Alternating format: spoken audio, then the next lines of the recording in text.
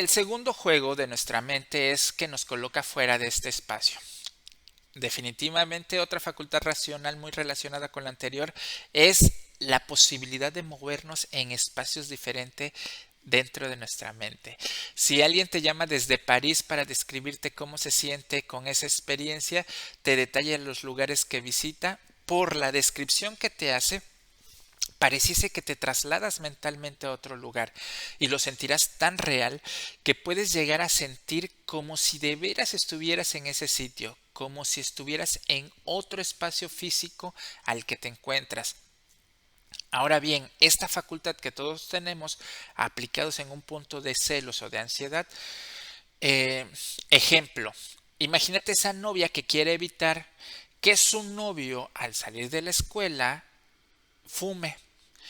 Entonces, ella, llegado a la hora de la salida del novio, va a empezar a imaginarse, ya salió de la escuela, ya está platicando con su mejor amigo y van a ir a comprar cigarros. Primera pregunta, ¿sobre quién se escribe la historia de esta jovencita? A razón de que está desgastando tiempo, talento, energía en escribir una película para que su novio la protagonice dentro de su mente. Y aclaramos que su novio es el único que puede escribir su propio guión, su propia historia. Si él quiere dejar de fumar o si él quiere fumar, es parte de su historia, es parte de su responsabilidad. Ninguno de nosotros nos tenemos que hacer responsable de lo que otra persona decida hacer con su vida o con su salud. Darle esta libertad al novio o a la novia, al esposo, a la esposa, al hijo, es una facultad que difícilmente vamos a poder realizar si no la desprendemos de toda la carga emocional, si no la desprendemos de todas esas heridas emocionales. Entonces, la novia que está pensando en controlar al novio porque es lo mejor para él, porque es lo mejor para nosotros, para el noviazgo, o es lo mejor para su salud, se está comportando como su mamá del novio. Y date cuenta, ahí está también en la primera fase, está la parte, la jugada racional de colocarte en otro lugar, en otro espacio, y en un segundo momento despierta un estado del yo que hablamos en el video anterior. Y esta muchacha quiere maternalizar la relación, darle la libertad a su novio y a su hijo o a su esposo implica tener una coherencia entre lo que pienses y lo que sientes. Si tú estás emocionalmente estable y estás lógicamente en el lugar donde estás presente, en el aquí y en el ahora, entonces quien tendrás que ocupar o para lo que tendrás que ocupar tu facultad racional es para crear tus alternativas de solución para tu vida, para tu trabajo, para tu desarrollo personal. En esos momentos en donde piensas qué hace o deja de hacer otra persona en un espacio diferente, te concentras en lo que puede pasar, hacer o realizar la otra persona. Estás ocupando la facultad racional que está diseñada para que tú planees acciones de forma personal. Allí está el error. Una herramienta que es para que tú construyas tu futuro, la estás desperdiciando y la estás ocupando para otra cosa. Y es muy importante aplicar esta facultad para crear un guión de mi película, de lo que yo quiero para mi futuro, de donde yo quiero estar, donde yo quiero ser protagonista.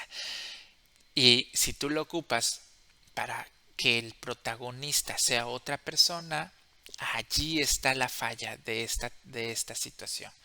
Entonces, lo más recomendable es que cuando aparezcan las historias, cuando descubras que tu pensamiento se está yendo a otro lugar, trates de detener la situación de tu pensamiento y te concentres en lo que tú estás haciendo aquí y ahora. El tercer juego de la razón es el deber ser o hacer. Esta facultad racional es muy fuerte porque es la que más hemos entrenado. Existen muchas personas que se han especializado en el control desde el deber. Basan todas sus acciones en lo que debo de hacer por formación religiosa, moral, ética o profesional. Por ejemplo, aquellos que dicen en la mañana de forma tortuosa, es que debo de hacer ejercicio todas las tardes o todas las mañanas, debo de dejar de tomar soda, debo de maldecir, debo de dejar de criticar, debo de comer menos. Entonces, cuando hay muchos deberes, la situación pesa, la situación se vuelve más complicada.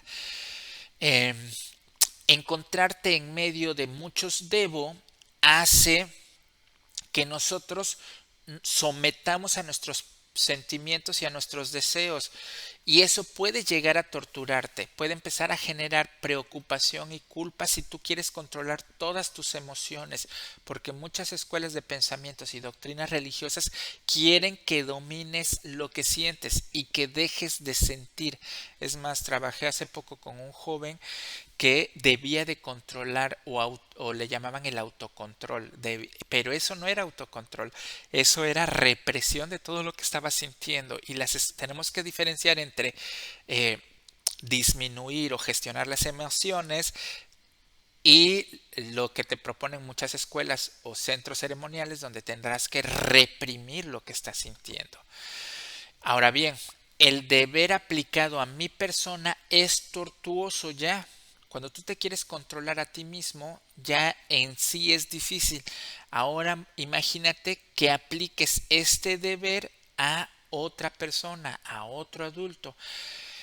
Entonces vamos a estar en un punto de crisis porque muchas parejas quieren gestionar o controlar lo que siente la otra persona, lo que hace la otra persona, y tú lo vas a escuchar así, con declaraciones como: él tiene que hacer, él debe de decirme, él me juró, ella debió, ella tenía que.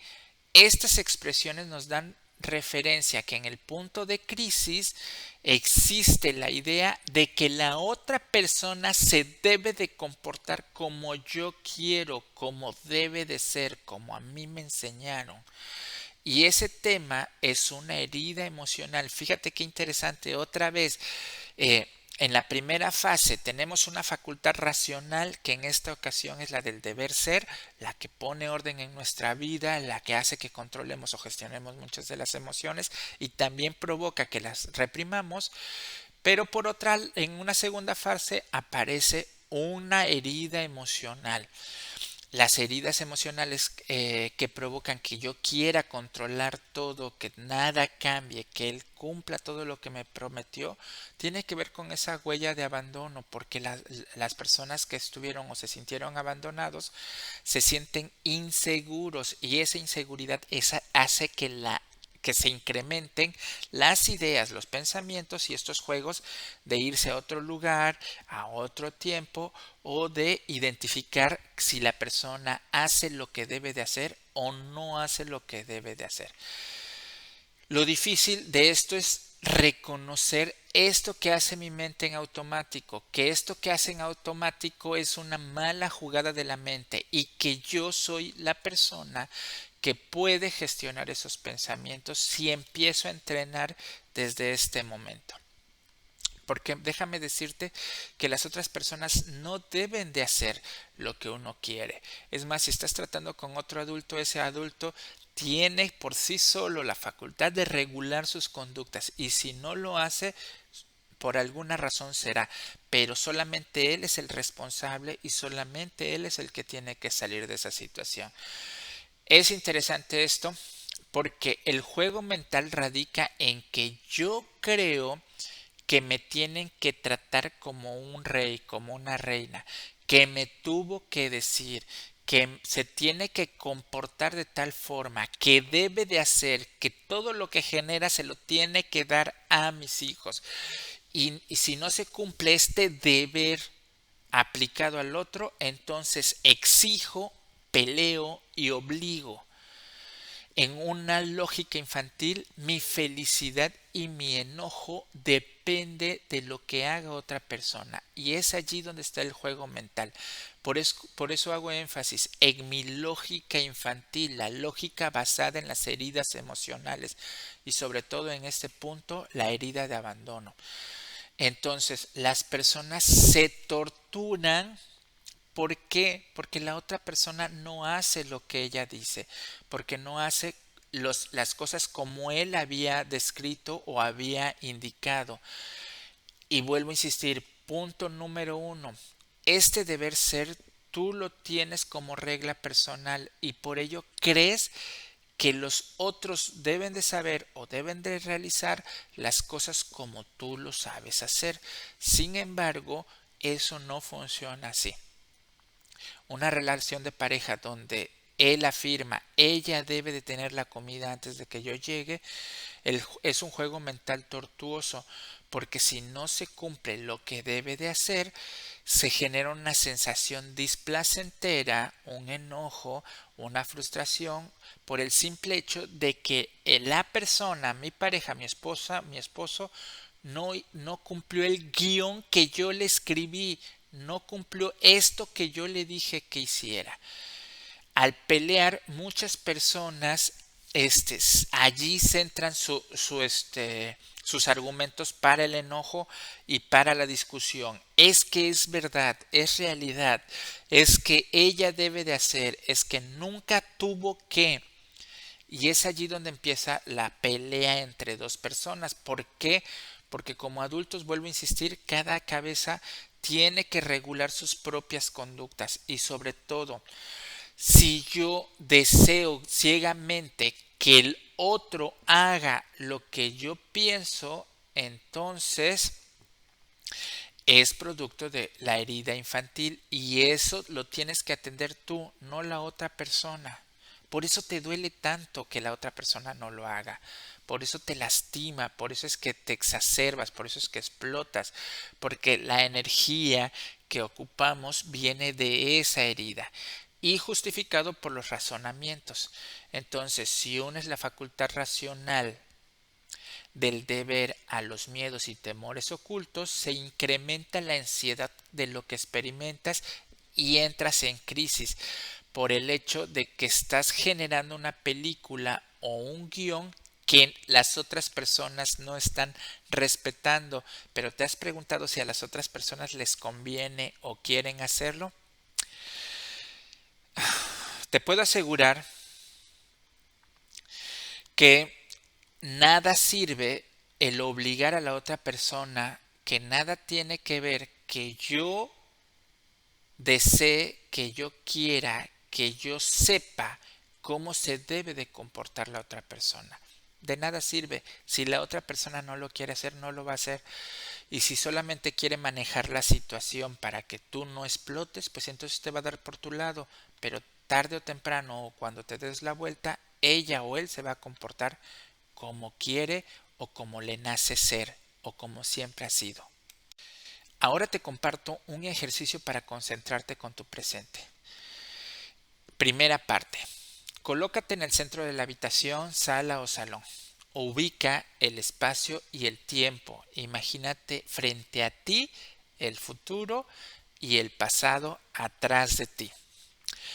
Del lado izquierdo de tu mano izquierda puede ser otro lugar, otras situaciones y del lado derecho otras personas. ¿Por qué estoy diciendo otras personas? Porque de repente luego en tu mente estamos hablando de lo que viven otras personas. Los protagonistas de nuestra historia, como hemos estado mencionando allá arriba, es mi hermana, mi papá, mi hermano, mi esposa, mi novia, mi novio. ¿Y por qué estoy marcando que del lado izquierdo otras situaciones? Porque pueden ser situaciones de otras personas. En el trabajo, durante la escuela, cuando estábamos estudiando, situaciones que pueden ser en algún momento particulares, por ejemplo, durante la pandemia. Entonces, si tú ubicas y empiezas a narrar lo que has vivido o lo que estás viviendo en un punto de crisis, recuerda eso, esta técnica se aplica para el momento de crisis. Empiezas a recordar lo que sucedió en el momento de crisis y empiezas a avanzar. Si en la crisis tu pensamiento se va al futuro, tú das un paso al frente. Si tu pensamiento se va hacia el pasado, das un paso hacia atrás. Si tu pensamiento empieza a ser protagonista otra persona, pues caminas hacia el lado derecho o das un paso hacia el lado derecho. Y si en tu pensamiento está otra situación en otro lugar, pues haces hacia el lado izquierdo. Ahora bien, no hemos mencionado el deber ser o el sentir. Si dentro de tus pensamientos que recuerdes aquellos pensamientos que estuvieron en un punto de crisis, hablaban del deber, de lo que no se cumplió, entonces es aquí arriba. Y si constantemente estás recordando lo que sentiste, lo que hubiese sido, lo que te gustaría que hiciera o lo que deseabas, entonces está abajo de ti. Nosotros ubicar los pensamientos en espacio y tiempo nos ayuda a reconocerlos, a segregarlos, a separarlos y empezar a identificar los diferentes juegos de la razón que se pusieron en juego en el momento de la ansiedad. Entonces, recuerda que en la primera fase se destapa la parte racional. Moverte hacia el futuro, moverte hacia el pasado, moverte hacia otra situación, moverte hacia lo que hacen otras personas, moverte hacia lo que debían de hacer o debían de cumplir. Sin embargo, recuerda que esa es la primera fase. En la segunda fase aparecen las huellas emocionales, las heridas, aquello que venimos arrastrando. Y entonces, en esta segunda fase tenemos que identificar si nos sentimos abandonados, si nos sentimos traicionados, si nos sentimos usados, si nos sentimos burlados. Y vamos a trabajar con las emociones y con los pensamientos en dos fases diferentes. Primero es reconocer hacia dónde se va tu lado racional y en segundo momento las emociones que se despertaron. Y decíamos, esto que tú estás viviendo, organizando y analizando, lo puedes compartir con alguien, con un amigo, con una amiga, ya de forma procesada y en caso de que requieras ayuda profesional, bueno, estamos para servirte. Recuerda, esta técnica es para ayudarte a empezar a organizar y gestionar tus pensamientos. Mil gracias por la confianza.